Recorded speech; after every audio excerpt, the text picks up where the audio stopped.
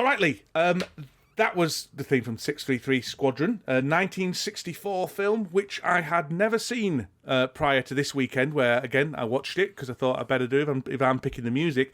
But the reason I picked the music is because I don't know, now, in the UK, apparently, although I don't remember it, this was one of those films that's shown every single Christmas. So, much like It's a Wonderful Life was in America, where it becomes synonymous with Christmas time. You know, it becomes a cultural artifact. This film apparently was shown every single Christmas. And therefore, the theme got so heavily embedded with the concept of, like, World War II fighter. Well, it was a bomber, actually. But World War II aircraft and aircraft combat and things like that. That it's almost the song that instantly comes to mind when you are asked to think of a song. As often, when I was walking down the street and someone said, "Can you think of a song that's to do with World War II aircraft?" That's the one that comes to mind.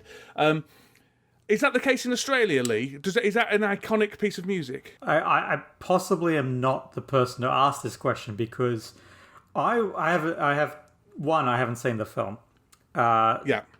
Two, I'd never heard this music before. Right, okay. Three, oh no, I know, I'm stacking them up here.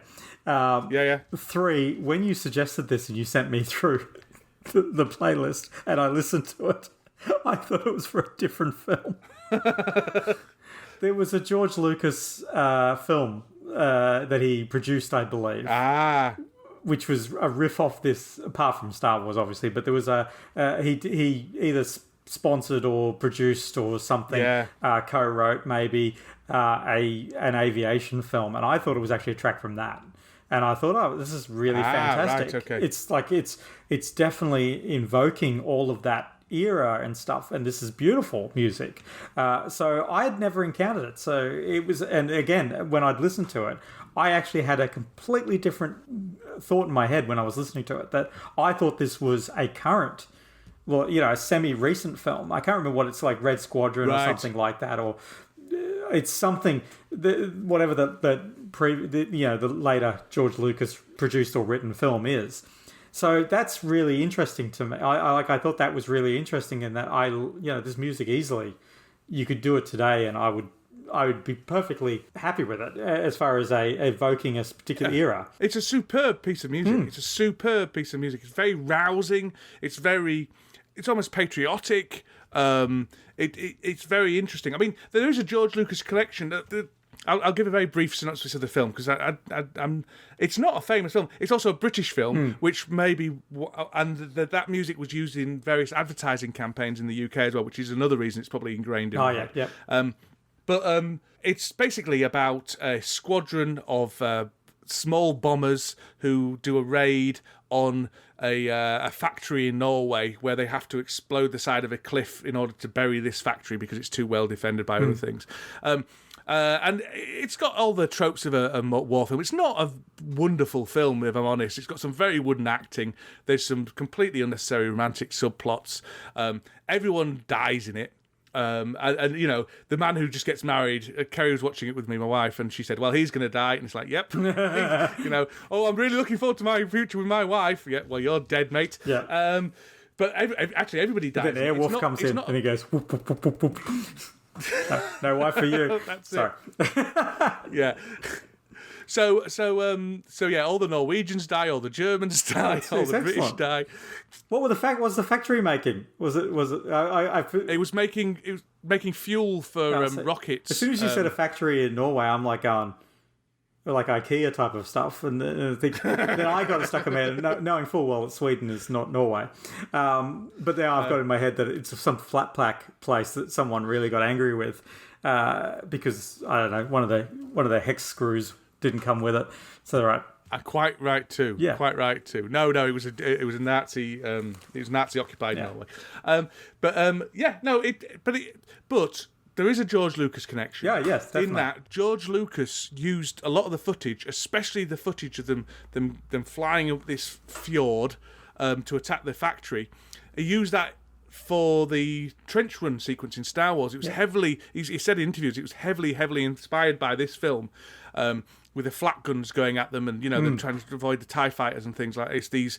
These bombers, And I think he even used the footage, because when he was putting together the film, editing the film, he often used World War II film footage in place of the X-wing footage in order to test it out and things like that. So this did inspire Star Wars quite significantly, I think. And the interesting thing about this, and the thing that I really enjoyed about this, is much like Star Trek: The Motion Picture, which had Enterprise porn for people who are really into the Enterprise ship. This is a complete World War II plane geek porn, because they don't use just models. There's real footage, and it's colour footage of these bombers flying and things. They're doing some quite interesting manoeuvres and things like that.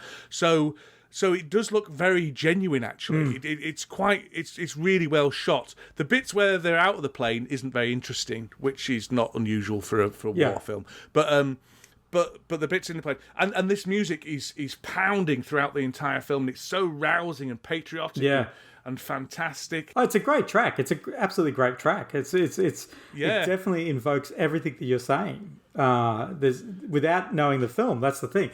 So I've got a fairly unique ear for this now, because I don't have the film associated. I've only got this vague kind of concept, but it completely invokes all of that.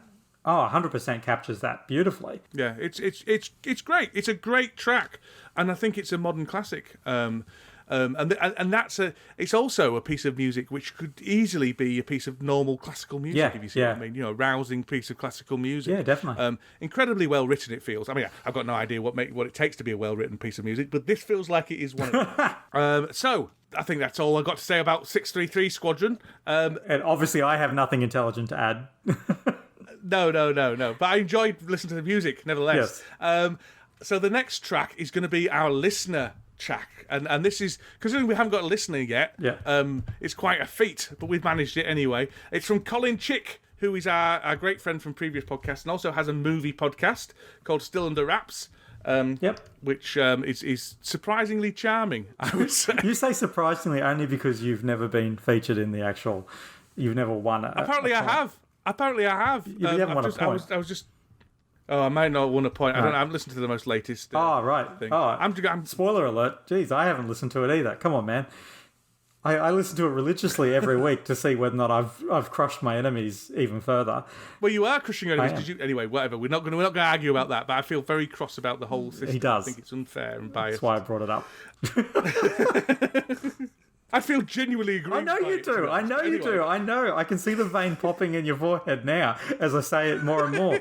As I roll the points around in my hand in front of you that I have from stupid guesses. This is a ridiculously run listener competition run by Still. It's almost like I've just gone. Every single household in Australia has a copy of Top Gun, so I say Top Gun, and it's like, oh, I've got a copy of that. This is the level that I'm playing at. I'm moneyballing this completely, and Dan gets very angry about the fact that he hasn't even hasn't even stepped up to the plate yet. No, that's why we're not running a competition like that on here. We're certainly not. We will show favoritism. We will show favoritism to listeners who send us suggestions. Indeed, and if you do want to send us suggestions, you can do so. Are you ready for this? Because this is our easy to remember. Yeah.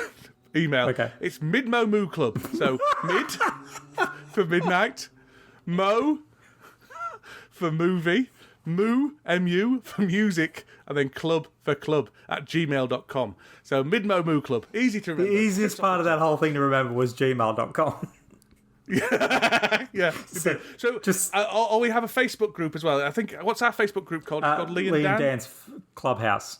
I was going to say Lee and Dan's Fun Clubhouse or something like that. I don't know why I was going to add the fun to it. There will be no fun had in that clubhouse, I tell you.